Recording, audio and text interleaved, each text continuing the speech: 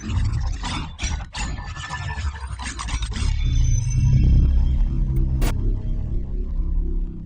what's up everybody? This is Chris from WearTesters.com. Today we have a performance review on the Under Armour Micro-G ClutchFit Drive. So with that being said, let's go ahead and get right into it. Alright guys, so here is the traction. You have multi-directional herringbone. This stuff worked awesome on all court conditions, indoor, outdoor, really didn't matter. It held you tight to the floor and allowed you to do pretty much whatever it is that you wanted to do while remaining durable. The rubber itself has a kind of a sticky feeling, but it doesn't stick to dust the way that it feels like it might. This stuff, again, was awesome. I thought it was probably a little bit better than the Spawn. Overall, it definitely has better grooves and it's multi-directional, so it covers you pretty much all over the place. The cushion used is Under Armour's Micro-G. It is full length, it's the entire midsole.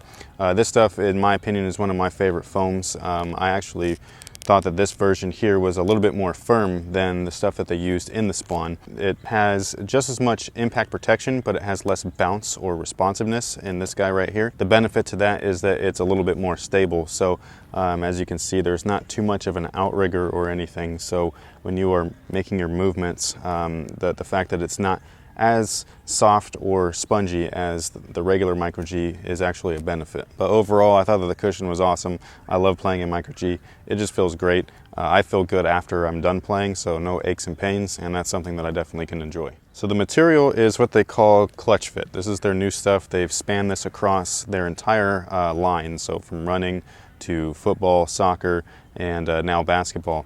And this stuff is a little bit different than their previous renditions. Most notably, their running category. Their runners have a mesh base, and then they have the ClutchFit that's overlaid on top of it, which is this overlay pattern. And then for basketball, it's basically an entire synthetic. Underneath is very thin, and then they lay over the ClutchFit, which was a slight bummer for me. I thought that this was going to feature a little bit more mesh. They could have at least targeted mesh in certain zones, but they decided not to do that. Instead, it's just a full-on synthetic. Kind of reminds me of Fuse, but this is more like a second skin. It's not as stiff or as rigid as Fuse, but just as durable. So while you're playing, this thing conforms to your foot. It allows you to move freely, and then these little designs here, when you make certain movements, it'll kind of like stretch off or tighten up depending on what it is you're doing and what zone you're activating. As far as overall performance for the materials, I thought that it was good.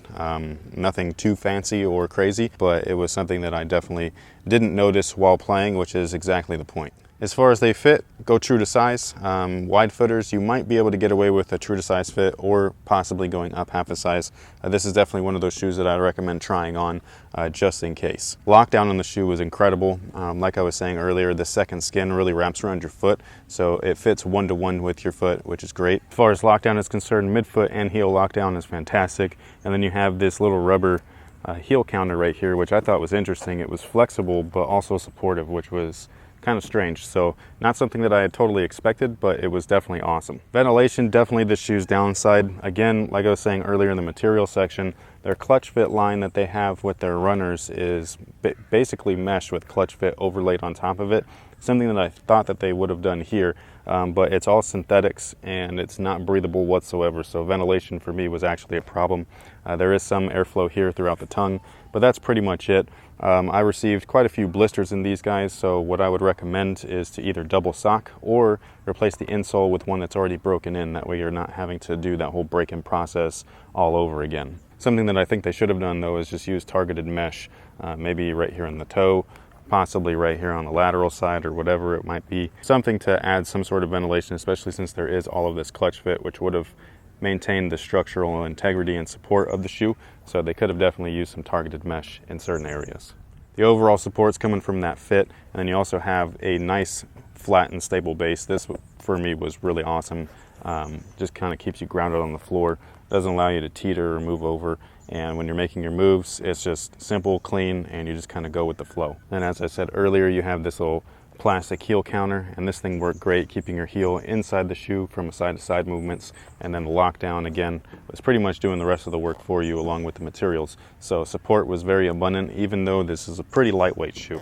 Alright guys, that pretty much takes care of everything for the Under Armour ClutchFit Drive. Great all-around performer, especially at its price point, $125. You really can't go wrong. It's durable, comfortable, has great traction. A little less on the ventilation side, but you know, it is what it is. So if you wanted to pick these up, you can now over at finishline.com. Thank you guys for watching. Make sure to stay tuned to my site, WearTesters.com, for all your performance needs. And until next time, guys, have a good one.